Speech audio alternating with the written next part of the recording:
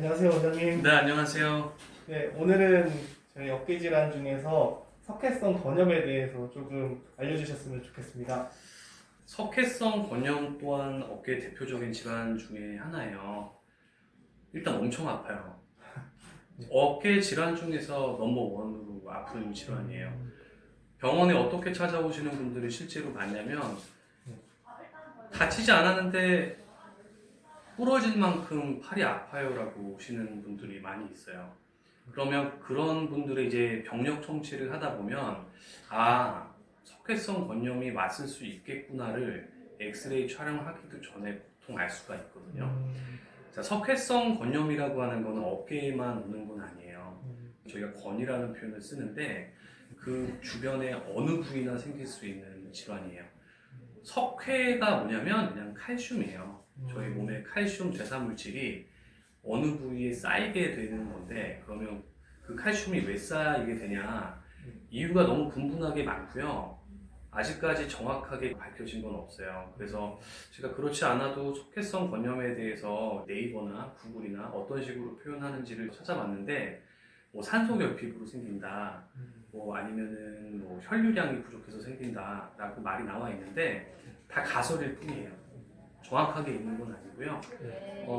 원인을 잘 모르는 만큼 재발도 굉장히 흔합니다. 그래서 석회성 건염 같은 경우는 정말 팔을 못 들고 와요. 처음 생길 때는.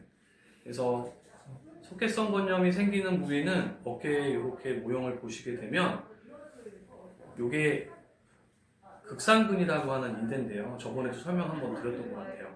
극상근 인대랑 상완골 끝에 볼록 튀어나온 이 부위가 있어요. 여기를 저희가 대전자라고 표현하거든요. 대전자 안쪽으로 이 극상근이 붙어 있는데 대전자 위와 그리고 극상근 안쪽에 이 좁은 공간에 삐집고 칼슘 침착물이 쌓이기 시작해요. 그러면 이제 염증이 확 일어나는 거죠. 그래서 이 석회성 건염 같은 경우는 석회가 만들어지는 단계가 보통 3단계로 분류를 하는데 석회 전 단계, 석회기, 석회 후기 이렇게 나눌 수 있어요. 석회 전 단계 같은 경우에는 엑스레이에 잘 안 나타나는 경우가 대부분이에요. 아파지기 시작을 하는데 많이 아프진 않아요. 그래서 병원에 왔을 때 석회성 건염입니다 라고 진단을 받기가 쉽지 않을 때가 석회 전 단계예요. 근데 석회기예요. 석회기 때부터는 엑스레이 보이기 시작해요, 석회가. 실제로 저희가 이거를 수술방에서 정말 안 나은 사람들은 수술도 하긴 하거든요. 열어보면은 돌덩이처럼 딱딱한 게 아니고요. 정말 심하신 분들은 치약 같아요. 치약같이 뭐 풀어지고요. 물에 날아다녀요. 그때가 제일 아플 때예요. 그래서 석회 후기 때가 뭐냐면 이제 그 치약 같은 애들이 내 몸으로 흡수되는 단계예요. 요 세 사이클을 돌거든요. 전 단계, 석회기, 그 다음에 석회 후기. 근데 요거를 반복하면 생겼다 없어졌다가 반복되는 거예요. 그래서 이제 많으신 분들이 이게 나을 수 있나요? 나을 수 있어요. 당연히 나을 수는 있지만 사람에 따라 이 석회가 또 쉽게 잘 생기는 분들은 없어진 다음에 또 생길 수 있습니다. 그래서 좀 치료하기가 또 까다롭다고 하면 까다로울 수 있죠. 대신에 급성으로 아픈 만큼 치료 효과도 굉장히 드라마틱한 게 대부분이에요. 그래서 뭐 치료 방법에 대해서 궁금하시니까 치료 방법도 제가 짧게 소개를 드리면, 일단은 이 석회가 생기는 원인을 모르기 때문에 어떻게 치료해야 되는지도 좀 많은 얘기들이 있지만, 일단은 어쨌든 석회가 만들어낸 염증은 줄여줘야 돼요. 그러면 계속 강조하지만 주사 치료로 융단 폭격하는 게 가장 좋고요. 그 다음에 체액 충격파라는 치료 들어보셨나요? 요즘에 이제 체액 충격파 기계가 이 비싼 기계인데도 불구하고 병원이나 의원에서 대부분 갖고 있는 기계예요. 물론 체액 충격파의 기계의 질과 하시는 분의 역량에 따라서 치료의 효과가 달라질 수는 있지만, 체액 충격파로 때리면 이 석회가 부서지는 게 아니에요. 그런 식으로 낫는 게 아니고요. 체액 충격파로 병변 부위를 계속 에너지를 조사하게 되면은 쌓인 에너지가 저희가 연부 조직에 들어가면서 석회 주변에 염증을 관리하는 내 몸의 혈관의 양을 늘려줘요. 체액 충격파의 치료는 그게 메인인 거예요. 혈류의 양이 늘어나면 내가 내 몸을 치료하는 세포들이 혈관이 2개였다고 치면 하나씩 가서 2개밖에 안 갔는데 체해 충격파를 맞으면서 혈관이 10개가 되면 10개가 되는 거죠. 그러니까 같은 부위에 치료할 수 있는 병사들이 혈관이 많아짐으로써 훨씬 많이 유입이 되는 거예요. 체해 충격파 치료는 여러 논문에 수술에 버금간다고 나와 있고요. 단 석회 개수가 중요한데요. 석회 개수가 크게 하나 있는 경우는 수술이 낫다라는 보고도 있고요. 석회 개수가 여러 가지로 조그맣게 여러 군데 있다고 한다면 수술만큼의 효과가 있다고 하는 게 대세예요. 그래서 체해 충격파는 되게 중요한 치료가 되는데 문제는 뭐냐면 급성기, 우리가 너무 아플 때 왔을 때는 체해 충격파 효과가 크게 없습니다. 일단 이것도 마찬가지로 주사로 염증을 내려준 다음에 체해 충격파로 이 석회를 없애주는 게 원칙이긴 한데 한 번 맞는다고 바로 없어지지 않아요. 보통 체해 충격파를 주기적으로 꾸준하게 맞고 3개월, 6개월 지난 다음에 엑스레이를 촬영하면 흡수되는 양상을 보이는 사람도 많긴 해요. 근데 다 없어지는 건 아니니까 제가 뭐 이렇게 얘기를 했다고 체해 충격하면은 완벽히 없어지는구나, 이거는 아닙니다. 사람마다 다르고 가진 성향마다 다르기 때문에 기계마다 다르고 하지만 좋은 치료다라고 할 수가 있어요. 그래서 보통 이런 보존적인 치료를 하면은 보통은 낫는데 안 낫는 분들이 있어요.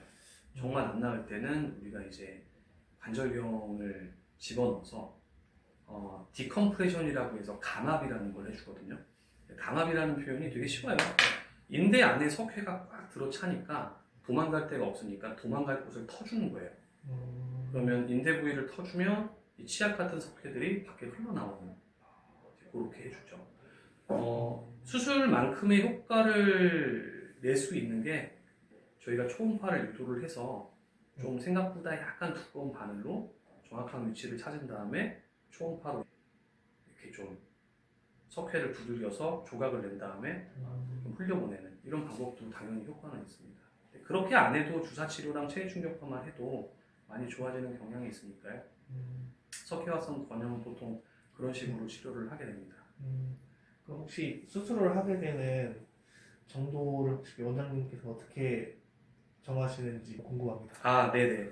수술을 정할 때는요, 처음부터 절대 수술을 할 필요는 없어요. 수술에 대한 말을 언급하지도 않지만 치료 효과가 분명히 더디는 분들이 있어요. 재발이 너무 작거나, 그 다음에 엑스레이를 찍었을 때 2cm가 넘어가는 정말 딱딱한 석회들이 있거든요. 그런 것들은 진짜 호전과 악화를 너무 많이 반복해서 이제 체해 충격파랑 주사로는 해결하기가 이제 너무 커진 거죠.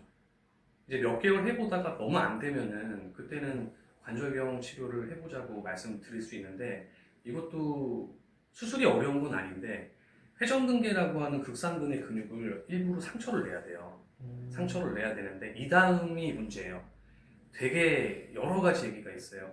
찢어놓은 회전근개를 석회를 없앤 다음에 다시 봉합을 해줘야 되냐? 그렇지 않다. 내비로도 된다라고 하는 게 너무 많은 정설들이 있기 때문에 저도 사실 2개를 다 해봤는데 2개가 비슷한 걸로 저는 느꼈거든요. 근데 석회가 너무 크게 되면 구멍도 크게 나요. 구멍을 열어서 하니까. 근데 심적으로는 의사의 입장에서도 저거를 그냥 내비로도 되나 할 정도로 큰 정도가 있는데, 그럼에도 불구하고 내비로 뒀을 때도 증상 없이 잘 낫는 부분도 많았어요. 그래서 수술은 보존적 치료, 그러니까 주사 치료, 체해 충격파 이런 치료를 했는데도 불구하고 3개월, 6개월 내 삶의 질이 너무 떨어진다. 그러면 당연히 고려해 볼 수 있습니다. 간단하고요. 관절경으로 하는 거니까. 네. 뭐 어깨 질환에 대해서 많이 알아봤어요. 어깨 질환은 뭐 이 정도까지 정리하면 될 것 같고요. 앞으로도 이제 해야 될 얘기가 너무 많고 저희가 준비한 것도 너무 많으니까 이렇게 항상 유튜브 잘 지켜봐 주시고요. 건강한 모습으로 또 시청해 주시기 부탁드립니다. 네, 고생하셨습니다. 네, 네, 감사합니다.